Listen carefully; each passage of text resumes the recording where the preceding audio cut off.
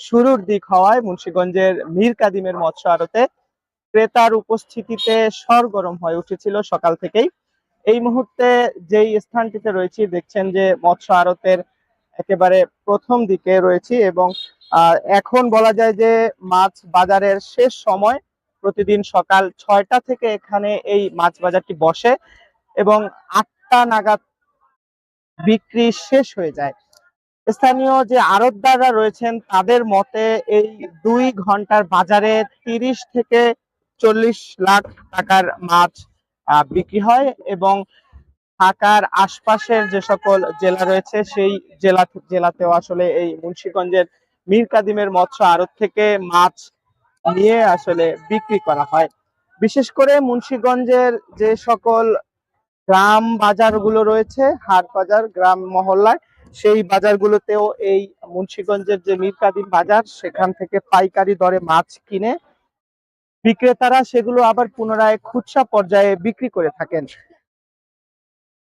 মুন্সিগঞ্জের যে ধলেশ্বরী নদী রয়েছে একেবারে মীর কাদিম লঞ্চঘাট, তার ঠিক পূর্ব পাশেই এই বাজারটির অবস্থান। আড়তদারদের ধারণা যে 100 থেকে 125 বছর আগে 5 থেকে 7টি দোকান নিয়ে এখানে শুরু হয় এই বাজারটির যাত্রা, যেটি বর্তমানে মীর কাদিম মৎস্য আড়ত নামে পরিচিত হলেও এর কাগজে কলমে নাম আলহাজ মোহাম্মদ আকবর ব্যাপারী মাছের আড়ত। এবং এই মাছের আড়তটি একটি সমিতির মাধ্যমে পরিচালিত হয়ে থাকে, যেই সমিতি আসলে এখানে যারা মাছ বিক্রি করেন তাদের কাছ থেকে নিয়মিত যেই ফি রয়েছে সেই ফি আদায় করে থাকেন এবং তাদের মাছ বিক্রির সুযোগ দিয়ে থাকেন। শুধু মাছ বাজারটি নয়, মাছ বাজারকে কেন্দ্র করে আশপাশে এখানে বেশ কিছু ছোট ছোট ব্যবসা গড়ে উঠেছে। মাছের সাথে যে বরফের দরকার হয় এখানে অনেকগুলো বরফের দোকান রয়েছে, পাশাপাশি যে ব্যাগ, বাসায় মাছ নেয়ার জন্য ব্যাগ দরকার হয় সেই ব্যাগ থেকে শুরু করে বিভিন্ন আসলে ছোটখাটো ব্যবসাও এখানে এই মাছ বাজারকে কেন্দ্র করে গত কয়েক বছর ধরে আসলে চলে আসছে। এই বাজারটিতে বরিশাল, ভোলা, পটুয়াখালী, কুমিল্লা, চাঁদপুর ইত্যাদি জায়গা থেকে আসলে বিল এবং পুকুর পর্যায়ে যে সকল মাছ উৎপাদন হয়, পাঙ্গাস, বিশেষ করে পাঙ্গাস, তেলাপিয়া এবং যে সকল মাছের আসলে দাম সস্তা এবং ক্রেতাদের কাছে যে সকল মাছ বেশি চাহিদা থাকে সে সকল মাছগুলোই মূলত এই বাজারে বিক্রি হয়। তবে পাশাপাশি নদীর মাছও এই বাজারে বিক্রি হয়।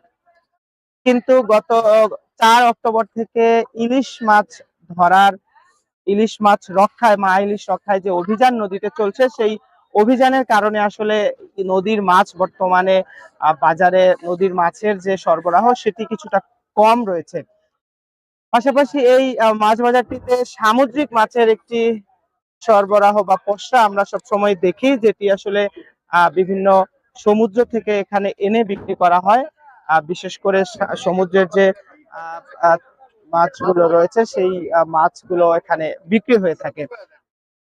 এছাড়া চিংড়ি, পোয়া, বেলে মাছ, বাইন মাছ, যেগুলো নদীর মাছ, সেই মাছগুলো এখানে অন্যান্য সময় বিক্রি হয়ে থাকে। আজকেও এখানে বিক্রি হচ্ছে, তবে কিছুটা আসলে কম সরবরাহ রয়েছে। রুই মাছের দাম আসলে আমরা জিজ্ঞাসা করেছিলাম এখানে আসার পরে, 370 টাকা থেকে শুরু করে 400 টাকা পর্যন্ত প্রকারভেদে বিক্রি হচ্ছে। পাঙ্গাস মাছ যেগুলো পুকুরে চাষ হয়ে থাকে সেগুলো 130 টাকায় বিক্রি হচ্ছে।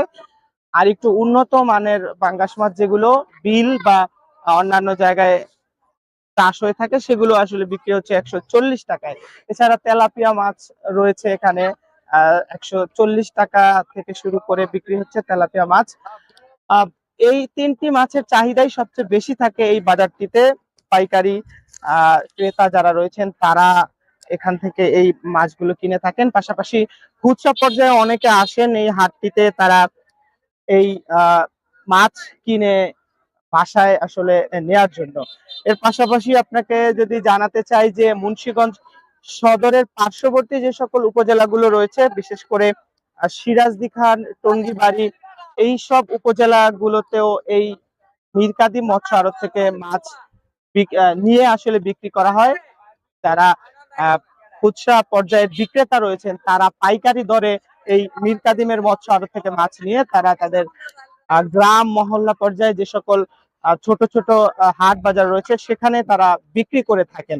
মুন্সিগঞ্জের এই বাজার ঘিরে আসলে এই আশপাশের মানুষের কর্মসংস্থানের ব্যবস্থা যদি বলি সেটিও হয়ে থাকে, এবং এই আড়তটিতে রেজিস্ট্রার যদি বলা হয় যে রেজিস্ট্রারকৃত আড়তদার রয়েছেন কতজন, আসলে সেটির সংখ্যা 40 থেকে 45 জন আড়তদার রয়েছেন। তারা এই বাজারটিতে নিয়মিত মাছ বিক্রি করে থাকেন। এর বাইরেও অনেকে আসলে আশপাশের যে নদী নালা রয়েছে সেখান থেকে ছোট ছোট থালা বা ছোট ছোট ইসে করে আসলে পণ্য আনার যে সকল ঝুড়ি রয়েছে, সেই ঝুড়িতে করেও অনেক সময় দেখা যায় এই নদী নালা থেকে বিভিন্ন উপায়ে বড়শি বা ছোট যে জাল রয়েছে সেইগুলো দিয়ে আসলে মাছ যেগুলো ধরা হয় সেগুলো এখানে বিক্রি করতে আসেন।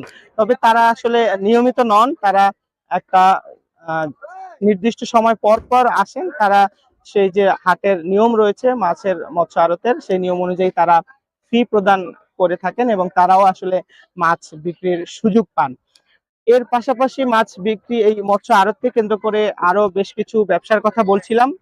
সেই ব্যবসার মধ্যে আরেকটি জনপ্রিয় ব্যবসা বা উদ্যোগ হচ্ছে যে আসলে মাছ এখানে অনেকে কেটে দিয়ে থাকেন। তারা বাসা বাড়ি থেকে বিভিন্ন সরঞ্জাম নিয়ে এখানে বসেন, ছুরি কিংবা বটি যাকে আমরা বলি মাছ কাটার জন্য, সেগুলো নিয়ে এখানে বসেন এবং তারা কেজি প্রতি একটি দরের বিনিময়ে আসলে মাছ তারা কেটে দিয়ে থাকেন। অনেক ক্রেতা আছেন যারা আসলে বাসায় নিয়ে মাছ কাটার মতো আসলে তাদের সময় বা সুযোগটা হয় না, তারা এখান থেকে টাকার বিনিময়ে মাছ কেটে নিয়েও থাকেন।